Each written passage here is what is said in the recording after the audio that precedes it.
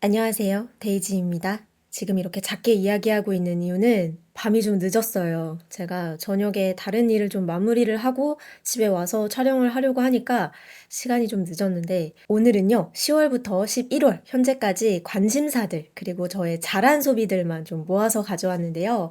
뷰티뿐만 아니라 좀 제가 요즘 관심 있는 자기계발서나 도움이 되었던 SNS들도 소개를 하려고 다양한 카테고리로 준비를 해봤습니다.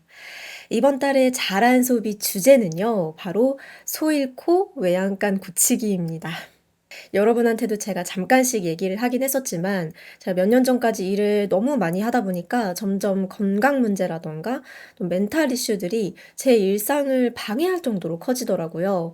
그래서 정신을 차리고 이미 늦었지만 소 잃고 외양간이라도 고쳐야겠다라는 마음으로 이번 달 소비를 해봤고요. 혹시라도 현실에 치여서 저처럼 자기 자신을 돌보지 못한 분들이 계시다면 저처럼 되지 마시라고 지금부터 11월에 잘한 소비 시작해볼까요?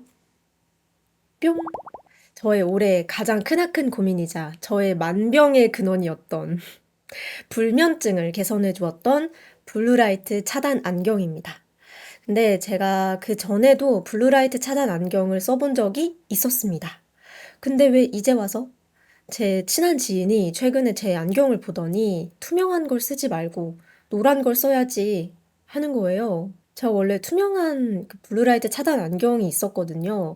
그래서 바로 쿠팡에서 4만 원짜리 이 안경을 샀습니다.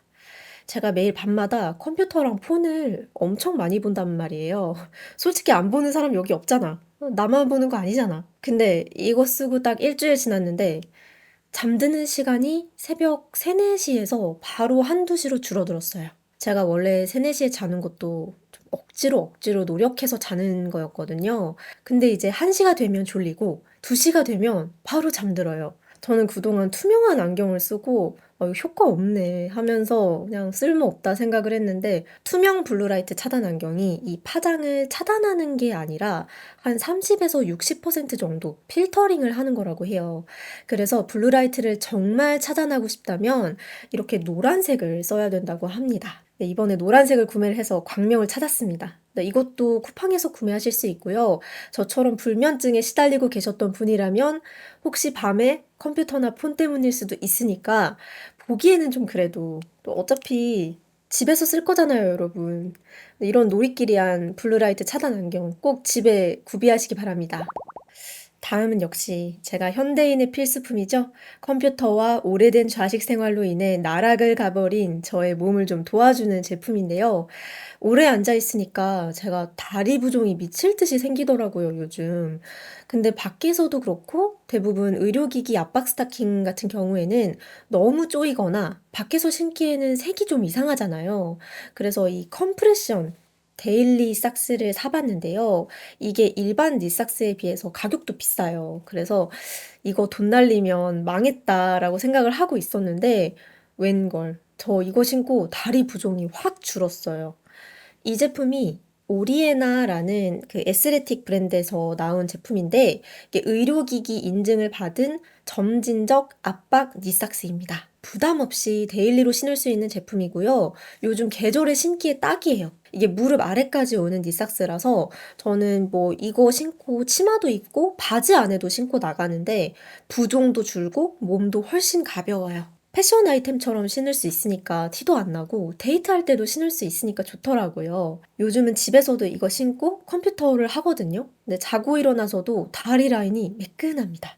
저처럼 압박 스타킹을 샀는데 집에서 잘 안 신게 됐다거나 뭐 비행기, 기차, 일상에서도 패션템처럼 착용하는 압박 스타킹을 찾으시는 분들은 이거 진짜 강추드릴게요.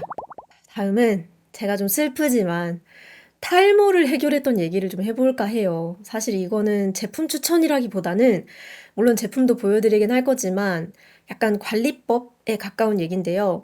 제가 지금 보시다시피 머리숱이 많단 말이에요. 뭐 탈모다라는 거를 이 나이에 걱정을 할 생각을 안 했단 말이죠. 근데 제가 언제 탈모가 왔구나를 느꼈었냐면 작년 초에 몸이 이유 없이 자꾸 아프고 건강검진을 해도 아무것도 안 나오고 이랬던 적이 있습니다. 근데 제가 몸이 아팠던 게 정신적으로 좀 건강하지 못해서 그랬던 거거든요. 근데 그때도 당연히 불면증은 있었고 감정이 막 롤러코스터처럼 갑자기 화났다가 갑자기 우울했다가 근데 이게 스트레스가 심하니까 머리에 열이 엄청 오르더라고요. 울면 또 열이 오르잖아요. 화나도 열 오르고 다음 날에 아침에 머리를 감잖아요. 머리가 이만큼씩 빠져나와. 막 한 움큼씩 빠지고 욕조 구멍이 맨날 막혀요. 근데 탈모 방지 샴푸를 써도 너무 많이 빠지는 거예요. 제가 작년 말부터 이제 몸이나 멘탈이 조금씩 빨리는 아니고 진짜 매일매일 막 노력해서 진짜 많이 좋아졌는데 일단 여러분 머리에 열이 오르면 탈모 방지 샴푸 써도 머리가 빠집니다.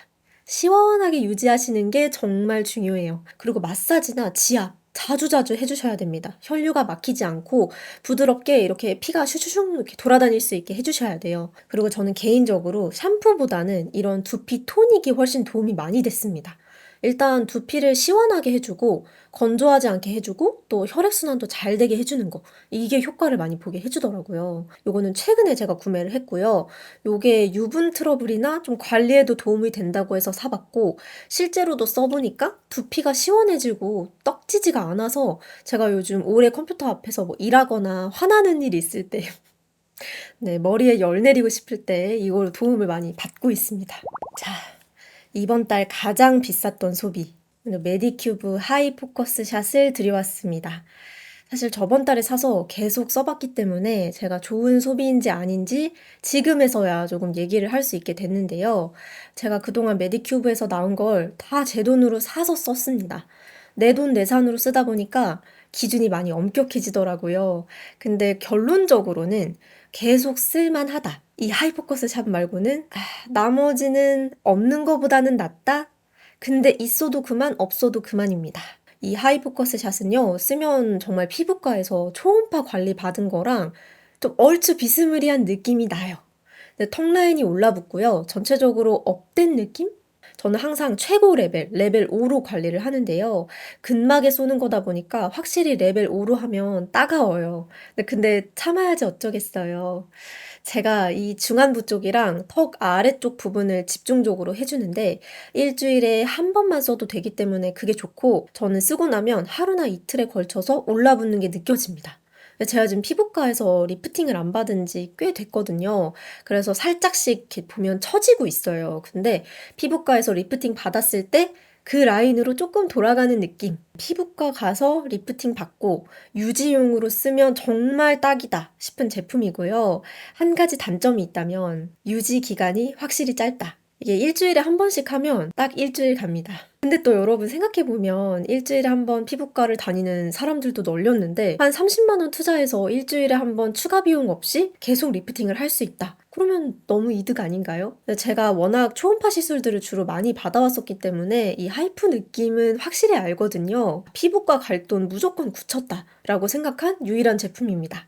다음 제가 잘한 소비는요, 책입니다. 제가 위에서도 말씀드린 것처럼 무기력증 때문에 집에서 아예 못 나간 적도 있었거든요. 근데 그때 주변에서 이제 뭐 책을 읽어봐라, 운동을 좀 해봐라, 이런 얘기 뭐 많이들 하잖아요. 물론 걱정돼서 하는 얘기겠지만 본인들이 진짜 우울한 걸 몰라서 그래요. 우울해서 죽기 직전인데 밖에 나가서 운동이 될까요? 제가 그래서 운동은 못하겠고 책이라도 읽자라고 해서 책을 샀는데 책을 펴잖아요? 그럼 집중이 안 돼서 읽을 수가 없어요. 제가 나중에 찾아보니까 사람이 우울해지면 집중력이랑 기억력이 떨어진다고 해요. 근데 책 한 장을 정독을 못해. 그러면 그게 또 부메랑이 돼서 더 우울해져요. 책을 읽을 수 있다는 게 그립다, 감사하다, 이런 생각을 한 적이 있는데요. 괜찮아지고 나서 가장 먼저 좀 주기적으로 하려고 노력하는 게 바로 독서입니다. 적어도 2달에 한 권씩은 꼭 사서 읽으려고 하고요. 무조건 종이책으로 사고 있어요. 종이책을 사야 여러분 뭐 책상 위나 침대 옆에 뒀을 때 생각이 나서 읽게 돼요. 전자책으로 사면 내가 생각이 나서 직접 찾는 게 아니면 잘 안 읽게 되거든요. 그래서 아무튼 사족이 길었고요. 제가 이번 달에 좋은 소비, 다정한 것이 살아남는다. Survival of the Friendliest라는 책입니다. 책은 2021년이니까 나온 지는 좀 됐어요. 그리고 제목이나 표지에서 보이는 느낌과는 달리 굉장한 과학책입니다, 여러분. 인간의 다정함이란 어떤 방식으로 진화하고 발달되어 왔는가에 대한 좀 다양한 사회과학적인 연구 그리고 가설들을 담고 있는 책이에요. 그래서 표지만 보면 약간 감성 에세이 같잖아요. 근데 저는 감성 에세이는 절대 읽지 않는 ENTJ로서 아마 원래 같았으면 제가 서점에서 이렇게 첫인상으로 보고는 사지 않았을 거예요. 근데 유튜브에서 제가 책 추천으로 보고 구매를 하게 됐고요. 원서도 사서 가지고 있습니다. 그만큼 제가 생각했던 것보다 인간을 과학적으로 이해하는 데 도움을 많이 준 책이에요. 예를 들어 이 책에선 인간은 왜 눈의 흰자가 뚜렷하게 보일까에 대한 이야기를 하는데요.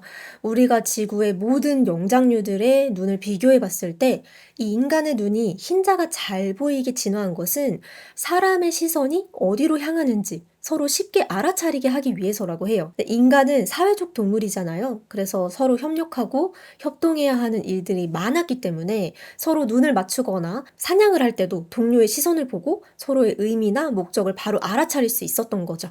반면 상대의 눈을 바라보는 게 위협인 동물들도 있겠죠. 예를 들면 고릴라 같은 경우에는 시선을 감추기 위해서 오히려 흰자위를 좀 감추는 공막의 어두운 색깔을 띠는 쪽으로 진화를 했다라는 가설도 소개를 하고 있습니다.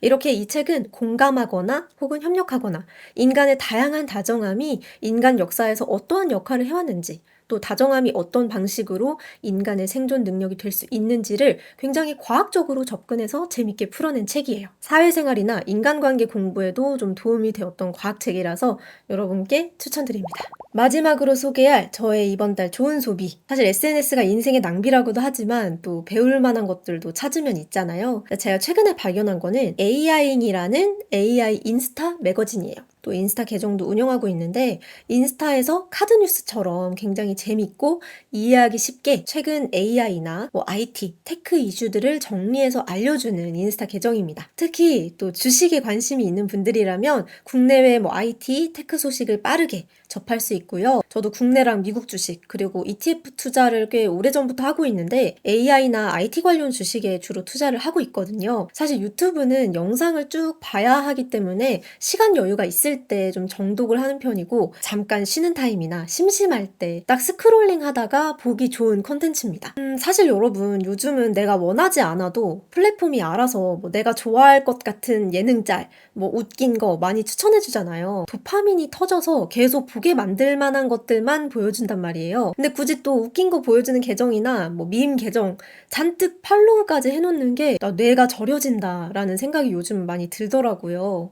그래서 의도적으로 좀 노력을 해서라도 내 피드를 봤을 때 적어도 4-5개 중에 하나는 유익하고 정보가 될 만한 콘텐츠를 내가 채워 넣어야겠다라는 생각이 들어서 최근에 유튜브도 그렇고 인스타도 그렇고 팔로우 목록을 정리를 해봤습니다. 이렇게 해서 이번 달에 제 월간 소비와 관심사 얘기들을 해봤는데요. 여러분이 추천하는 생활템들이나 이런 건 또 어떤 게 있는지 궁금합니다. 저는 그럼 이만 물러가도록 하겠고요. 다음 영상에서 또 만나요. 안녕!